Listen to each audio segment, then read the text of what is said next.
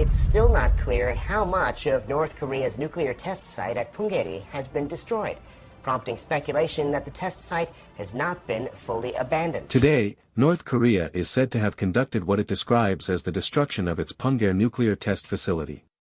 Media news says there are a series of explosions that leveled underground tunnels where atomic tests were conducted.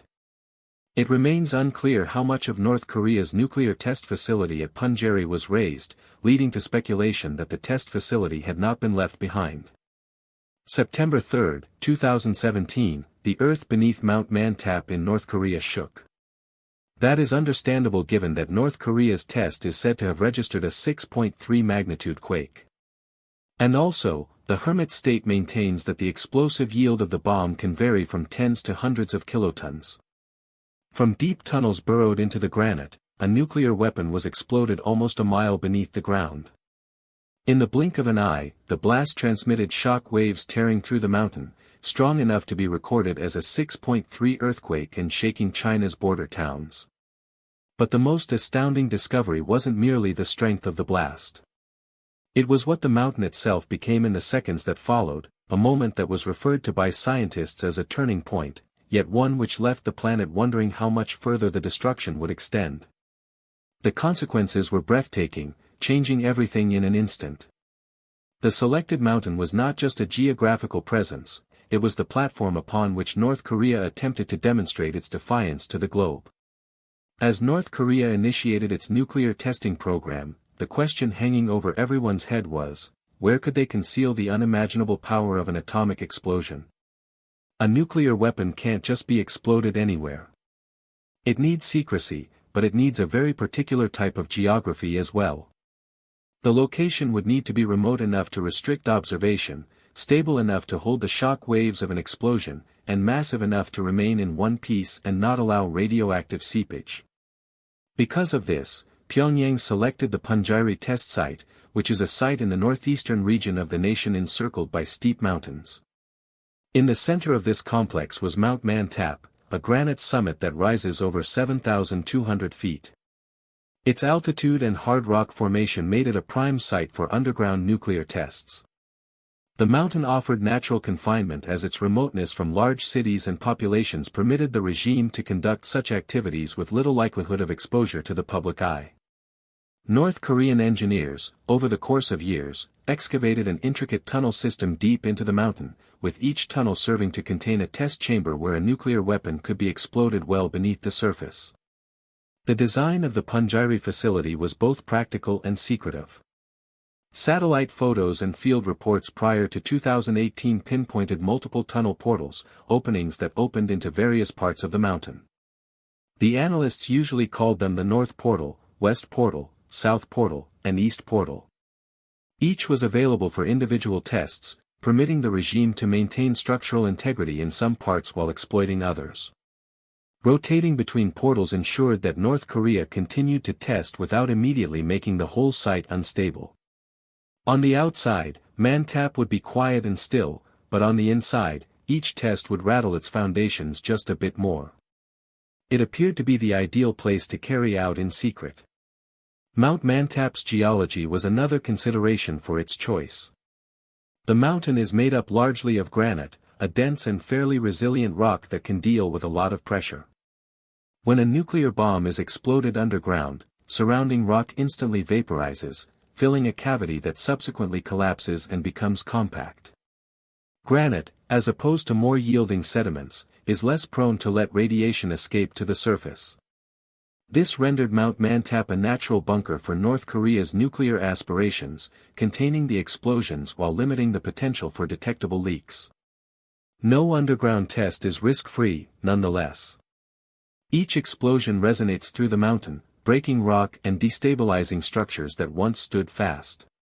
Repeated tests over time can leave a scarred interior, even if the outside looks the same.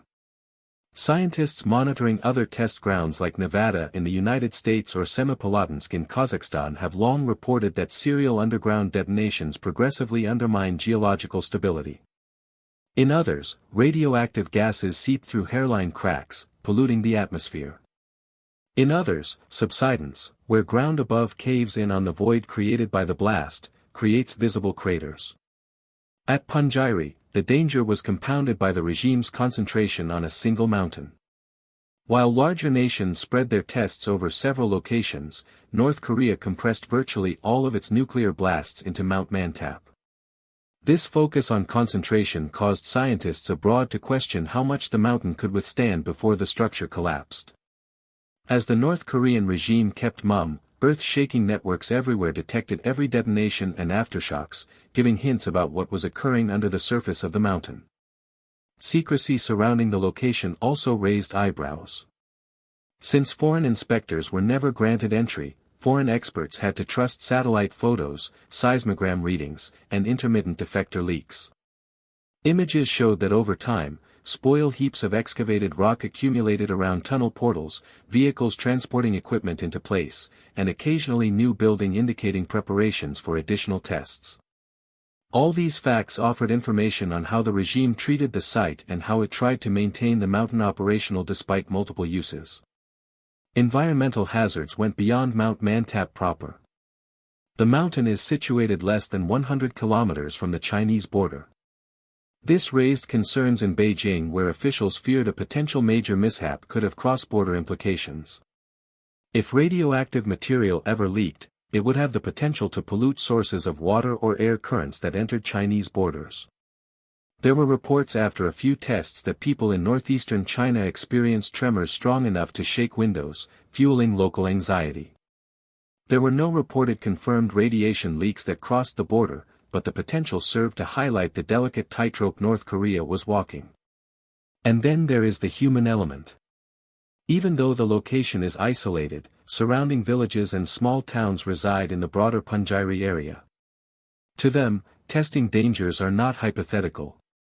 Detonations underground create seismic activity similar to earthquakes, interrupting mundane routines and causing apprehension regarding possible collapses or contamination. In repressive North Korea, local opinion is infrequently heard, yet defectors have subsequently testified to fears that surrounded the region whenever testing took place. The significance of Mount Mantap cannot be overemphasized. To North Korea, it was not merely a mountain. It represented defiance, the platform on which the regime demonstrated to the world that it had passed the nuclear threshold. With every successful test carried out far beneath its tunnels, the message relayed went far beyond the Korean peninsula. But beneath the symbolism was a harsh reality. No mountain, however huge, can withstand unlimited nuclear blasts without harm. By 2016, with several increasingly intense tests, global observers started to wonder about the stability of Mount Mantap. Questions were raised. How many more tests could the mountain take?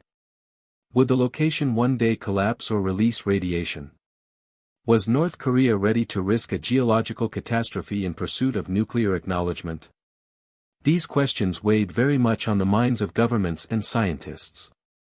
It was against this backdrop of increasing geological tension, secrecy, and global alarm that the world waited with bated breath for North Korea's next step.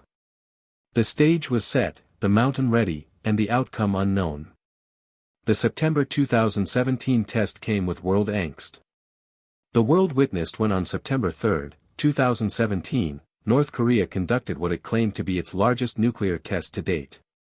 In contrast to previous detonations, which had already sent shock waves around the world, this was distinct by both scope and impact. The force of the explosion was estimated by analysts to be no less than 100 kilotons, with some positing that it could have been as high as 250 kilotons, much more powerful than the bomb released over Hiroshima in 1945. The immense force of the blast shook the region with seismic waves, measured as a 6.3 magnitude earthquake followed by powerful aftershocks. But what amazed scientists most was not only the quake, but what later came to light about the mountain that had covered up the explosion. The test was conducted under Mount Mantap, the summit that had been North Korea's preferred bulwark. Its granite center had been deemed robust enough to absorb any blast. But this occasion was different. The September 2017 explosion didn't merely shake the mountain. It spoke with a silence no one could have anticipated. Satellite imaging and seismic data showed something nearly unimaginable. The mountain itself had actually moved. The peak dropped almost 20 inches, its weight sliding several feet to one side as if the granite had momentarily become liquid under pressure. In seconds, the blast had moved an entire mountain, a formation that had remained immovable for millions of years. What the scientists witnessed was not merely damage, but transformation. Mantap was no longer the same mountain. The detonation had marred it forever, evidence that even the Earth itself could be twisted and shattered by the nuclear power released beneath its crust. It was a milestone moment for scientists. They had long cautioned that constant underground tests would destabilize the ground, but few anticipated the outcome to be so sensational. A mountain imploding on itself was not only a geological anomaly. It was a sobering reminder of the annihilating power that nuclear explosives release, not only among humans, but on the Earth. Some specialists even proclaimed that for Mount Mantap, it was all over.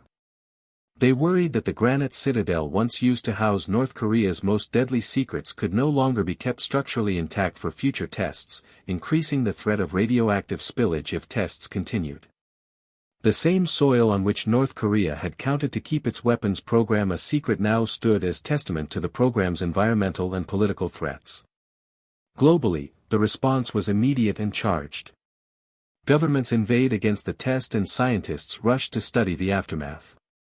The submergence of the mountain was emblematic, a material sign of the perils of untrammeled nuclear desire. Not the bomb's enormity itself, but also the understanding that such tests were etching indelible scars into the world, assaulted the world. Unlike the blinding light of explosion or the words of a speech, this was something solid. Anyone could glance at the statistics and realize that a whole mountain had been transformed overnight.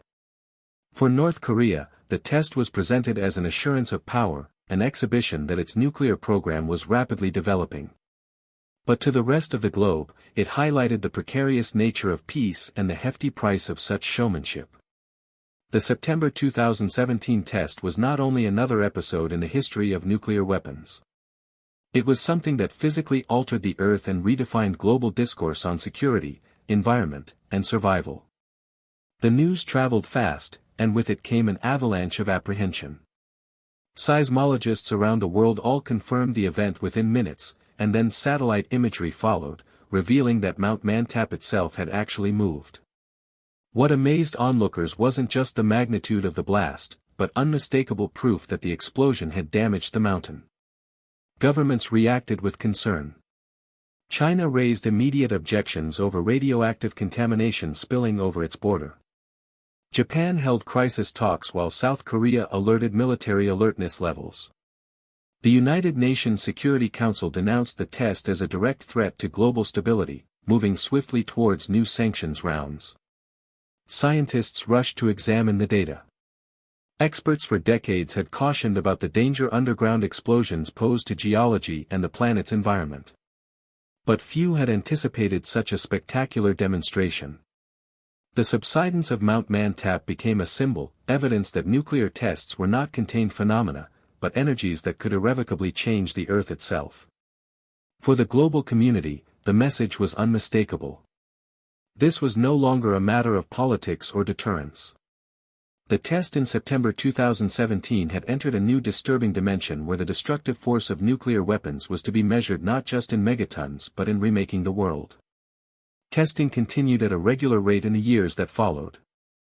A third test in 2013 showed further advancement with seismic measurement indicating greater yields. By 2016, North Korea had conducted 2 more explosions, both of which were much more powerful than the previous ones. International analysts concluded that the regime was quickly moving toward more advanced designs, possibly even miniaturization for delivery on missiles. Each test elicited worldwide condemnation, increased sanctions, and greater isolation. None of these served to deter Pyongyang's leadership, however. The reasons for such tenacity are bound up in the very survival of the North Korean regime. For decades, the regime has used the argument that nuclear weapons represent its last line of defense against foreign invasion or regime change.